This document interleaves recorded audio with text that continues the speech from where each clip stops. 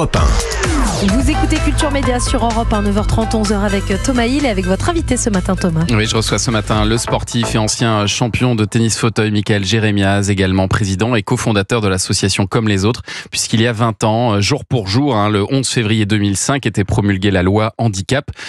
D'abord, parce que tout le monde ne la connaît pas forcément, cette loi, c'était quoi l'idée de départ ? C'était de promettre l'égalité des droits et des chances, la participation et la citoyenneté des personnes handicapées. Donc il y avait deux points de piliers principaux, c'était l'accessibilité universelle et la compensation. Cette loi de 2005, l'accessibilité à tous les lieux publics, c'est ça ? À tous les lieux publics, mais aussi à l'école, à l'éducation, à la santé, à l'emploi, à tout. En fait, l'accès à la citoyenneté pleine et entière. En fait, cette loi, sur le papier, elle est très bien. Elle est même très audacieuse, il y a 20 ans. Elle était à l'initiative de Jacques Chirac, qui était lui-même très concerné par ce sujet. D'ailleurs, c'est souvent comme ça. Il faut être très concerné pour s'impliquer, sinon c'est un truc dont on se fout quand même assez royalement. Et le problème de cette loi, c'est qu'elle devait être appliquée en 2015. Et donc, il a eu de cesse, depuis, des reports, des dérogations, des gens qui refusent d'appliquer la loi. Sauf que moi, dans le pays dans lequel je vis, quand on n'applique pas la loi, quand on respecte pas la loi, en fait, on est sanctionné pour ça. Et donc aujourd'hui, on est dans des situations assez dramatiques. C'est qu'on nous avait promis 100% des bâtiments publics accessibles à tout le monde. Aujourd'hui, on en est à peine à 47%, 20 ans plus tard. Il y a un exemple qui est flagrant, c'est que il y a eu un budget de 300 millions d'euros qui a été alloué pour justement les commerçants, pour pouvoir rendre accessible leur commerce. Et une partie de ce budget n'a même pas été demandée par les commerçants. C'est-à-dire qu'on leur donne de l'argent, on leur propose de l'argent ? Voilà, on vous donne de l'argent, c'est-à-dire qu'on vous impose... Enfin, on vous demande, on vous propose de rendre accessible votre établissement, mais comme on sait que vous n'avez pas forcément tous les moyens, on vous donne l'argent pour le faire. Et même à cet endroit-là, tout le monde ne s'en est pas saisi. Donc c'est plus qu'un problème de loi et d'application de la loi, c'est aussi un problème de société. De société et de regard. C'est comment à un moment, on se dit, mais attends, moi je suis commerçant, je fais des métiers de service, je propose tel, et je me suis pas dit que n'importe qui peut venir chez moi. Donc c'est plus que de la discrimination passive. C'est-à-dire que quand vous avez cet outil-là et que vous le faites pas, c'est que vous en avez rien à faire. Donc notre combat, il est évidemment d'exiger de l'État d'appliquer la loi de manière extrêmement stricte, donc de durcir aussi les sanctions contre tous ceux qui la respecteraient pas. Et ensuite, c'est aussi de demander à la société de faire sa révolution, de se poser la question du monde dans lequel on a envie de vivre. Et c'est pour ça que vous avez manifesté hier avec de nombreuses personnalités comme Artus, Philippe Croizon, Frédéric Lopez. Vous avez manifesté place de la République avec l'idée de vous faire entendre un petit peu plus fort. Il y avait 54 associations aussi qui étaient réunies. Michael Jérémiaz, est-ce que cette manifestation, elle a été à la hauteur de vos espérances, malgré la pluie ? Ouais, on n'a pas eu de bol. On a bien que la loi elle soit le 11 juin 2005, mais on a voulu donc l'organiser la veille. Il faisait très froid et il pleuvait beaucoup. Et puis on a un souci, c'est que nous, quand on veut manifester, en fait, on a des centaines de milliers de personnes qui voudraient manifester, mais qui ne peuvent pas manifester. Moi, j'ai reçu des messages de personnes qui rêveraient, qui ne peuvent pas venir, qui ne peuvent pas se déplacer. C'est-à-dire qu'il y a la question de l'autonomie, il y a la question d'avoir un chez-soi. Il y a des gens qui sont aujourd'hui encore en foyer ou en institution parce qu'ils ne peuvent pas habiter dans un logement dans lequel ils peuvent aller et venir comme ils le veulent. Puis la question des transports publics, et pas qu'à Paris, même si le métro est encore quasiment complètement inaccessible.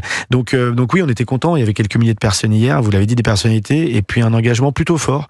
Et je tiens à le saluer, des médias qui ont tous été un relais de cette manifestation et de cette mobilisation depuis quelques jours. Moi, j'ai fait le tour un peu de tout ça, et parce qu'en fait, c'est un problème universel. Chaque fois que je rencontrais des journalistes, des rédacteurs chefs, on est tous concernés. Vous avez 12 millions de personnes handicapées, vous avez quasiment 10 millions d'aidants. Si vous rajoutez à ça les aimants, comme j'aime à les appeler, mais qui sont, moi, les gens qui m'entourent ne sont pas mes aidants, ce sont mes proches, mais ils sont concernés.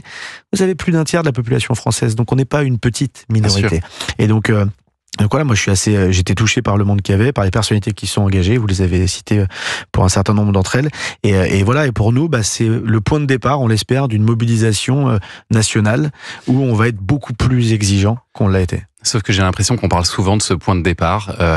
On en a parlé aussi pour les Jeux paralympiques qui ont été un succès absolument phénoménal, mais après on a toujours l'impression que ça retombe et que on en parle ponctuellement, on en parle là à l'occasion de ces 20 ans, mais la peur c'est que derrière ça retombe et qu'on n'en parle plus le reste de l'année.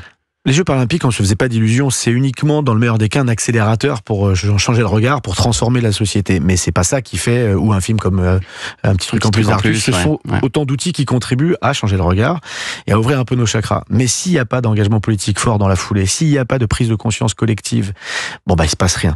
Là, nous, ça fait 50 ans depuis la première loi sur le handicap, qu'on se bagarre, depuis 1975. Si en fait, cette année, après justement, ces Jeux paralympiques, 40 millions de téléspectateurs, un petit truc en plus, 11 millions de spectateurs, si on n'arrive pas à se fédérer, parce qu'on a aussi ce problème-là, c'est qu'il y a 12 millions de personnes handicapées et il y a des milliers d'associations qui représentent un certain nombre de handicaps différents. Il y a 5 grandes familles de handicap, mais il y a autant d'handicapés que de pathologies quasiment. Et donc nous, on a un vrai sujet aussi, chez nous, c'est qu'on arrive à ne faire qu'un. Même si nos problématiques sont très différentes, les problématiques de quelqu'un qui a une maladie invalidante, un handicap invisible versus quelqu'un qui est tétraplégique ou quelqu'un qui est autiste ou qui est schizophrène, évidemment les problématiques sont extrêmement différentes. Le point commun, c'est la discrimination pour ce que vous êtes. Et donc, il faut arriver à faire qu'un, avoir qu'une voix qui porte, qui impose au gouvernement et à l'État de faire ce qu'il s'est engagé à faire il y a 20 ans, parce qu'aujourd'hui, c'est pas le cas. Donc, c'est aussi à nous de durcir nos actions, de mobiliser au plus large, et puis d'espérer peut-être qu'un jour, chacun, chacune, qui nous écoute, se dise, peut-être ce soir, chez eux, en famille, mais qu'est-ce qu'on fait, nous, au quotidien? Qu'est-ce qu'on a fait dans nos quartiers, dans nos clubs de sport, quand on a vu un jour une personne avec un handicap ou quand on a été confronté dans notre entreprise à quelqu'un qui avait une maladie invalidante? Est-ce qu'on s'est toujours bien comporté? Est-ce qu'on s'est toujours assuré que cette personne-là pouvait avoir une vie sociale épanouie comme la nôtre? Et si on arrive à faire ça, il se passera quelque chose. Sinon, effectivement, moi, je pense que jamais on y arrivera.